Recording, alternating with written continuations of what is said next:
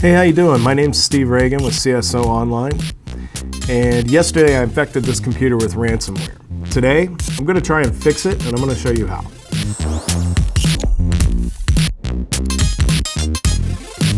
The first thing I'm going to do here is reboot Windows 10 into safe mode, but it's not as simple as rebooting your computer and pressing F8. There's actually things you have to do. So you can see my screen, and what I'm going to do is come down here to the start button, and I'm going to press power. But before I hit restart, I'm going to hold the shift key. Now, there are times while the system's rebooting that you're not going to be able to see my screen from the live feed. So we've got a camera over my shoulder, as you can probably tell, and we're going to record this. So after I reboot the computer into safe mode, once I set the options, you're no longer going to see the live feed. So I'm going to describe to you what I'm doing and what I'm seeing. That way, you'll still have a basis of what's going on. So I'm going to hold down the shift button, and I'm going to click restart. Now that the computer's back up, you'll see that you have three options to pick from. The first thing I'm going to do is click troubleshoot. Now once that screen comes up, you're going to click advanced options, and then startup settings. From this point on, you're probably not going to see the live stream. But once you're in the startup settings, you're going to see a list of things it could do for you and a little button that says restart. Just click restart. This will put your computer into a selective boot mode. And what's going to happen is once it boots out of BIOS and comes right back into the operating system, you're going to be shown a list of things. So this list requires your function keys, F1, F2, etc. And the one you want to press for safe mode is F4. So once that startup settings screen comes up, press F4 on your keyboard and it's going to boot your computer into safe mode. Safe mode is a very basic loading of Windows, only the bare minimums put up. And the reason we're booting into safe mode is because I'm going to try to install some antivirus, scan my computer and see if I can't remove Locky that way. Now that's not going to decrypt my files. I'm still going to need backups for that. But it makes no sense for me to load backups onto my computer or load files on my computer if Locky's still there, because it's just going to encrypt them, and I'm not going to be able to get those back. All right, so we've rebooted into safe mode. If it looks weird to you, don't worry about it. So once safe mode is loaded, you need to install some anti-malware. And what I've done is downloaded and installed Malwarebytes Anti-Malware and Hitman Pro. Both are free.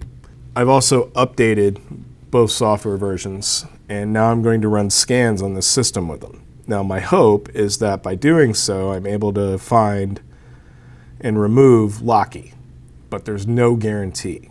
But we're going to try it anyway. The passive scan with Malwarebytes detected Locky, and it went to remove it. It required a reboot. The reboot took me back into my normal desktop, so I went through the whole process again of booting back into safe mode. And now that all that's done, what I have in front of me is Malwarebytes open again, and I'm in safe mode. So I'm going to come over here to scan, and I'm going to select a custom scan.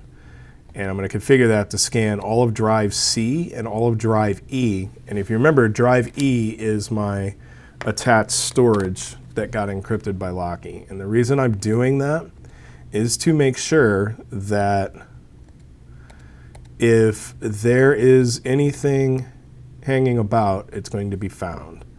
On the left side of the screen here for Malwarebytes, check the box that says rootkits and then hit scan. This scan will take some time, so just relax and let it run. And then once it's done, we'll move on. All right, so after about 46 minutes, Malwarebytes is done. It hasn't found anything. The next step is to install Hitman Pro, update that, and then run it as a scan. Now, remember, Malwarebytes already found Locky, which is a good thing. So now we're going to let Hitman Pro run because let's just see if there's anything else that needs to be gotten or anything else we need to take care of. All right, so I ran Hitman. It took a few minutes for that to run. It found like some cookies and other stuff, but nothing major. We've rebooted out of safe mode. We're back in our regular desktop. We've got this hideous looking background here, which if you right click, select personalize, as you can see on the screen I'm streaming to you right there, you just pick all that from right there. But what I'm going to do now is restore my computer to a previous state. I'm going to right-click, go to System, and it's going to bring this up. I'm going to click on System Protection, and you see System Restore, and lo and behold, right here, I have an automatic restore point from before this computer was infected. It's going to warn you, once started, you can't stop, and that's fine. I'm just going to say yes, and it's going to prepare to restore the system. This will take some time, so we're going to let this run, and I will be right back. All right, so we started the system restore, and just like on a cooking show, how they put it into the oven and suddenly the finished product's waiting for you, well, the finished product is waiting for you, because yesterday, while we were infecting one laptop with ransomware, we actually infected 2 laptops with ransomware. Because why break one machine when you can break multiples? As you can see, I have a pretty bleak background, and that's because when I did the system restore, I didn't have anything on this computer at all. And if we look in my documents, everything's gone. So I am going to right-click on my Start button. I'm going to go to Control Panel. And I'm going to select Backup and Restore, because what I'm going to do is restore my files from a backup. That was the external backup I had mentioned earlier. So I'm going to select another backup, come here, pick the top one because that's what I want. I'm going to browse for folders. So when I made the backup, it was on the administrator account, which means everything I need is in the Documents folder there. Add that folder, select Next. And I'm going to tell it to go to Steve's document folder now. We're not going to do a direct replacement. Hit Restore. Finish. When you open Documents here, you obviously have to go to the thing. It's going to tell you don't have permission. I do. And there you go. All the files that were encrypted have been restored. To give you an idea of the pain, rather than just re-image the machine like your IT department would do, we did this the manual way, and it took about 4.5 hours.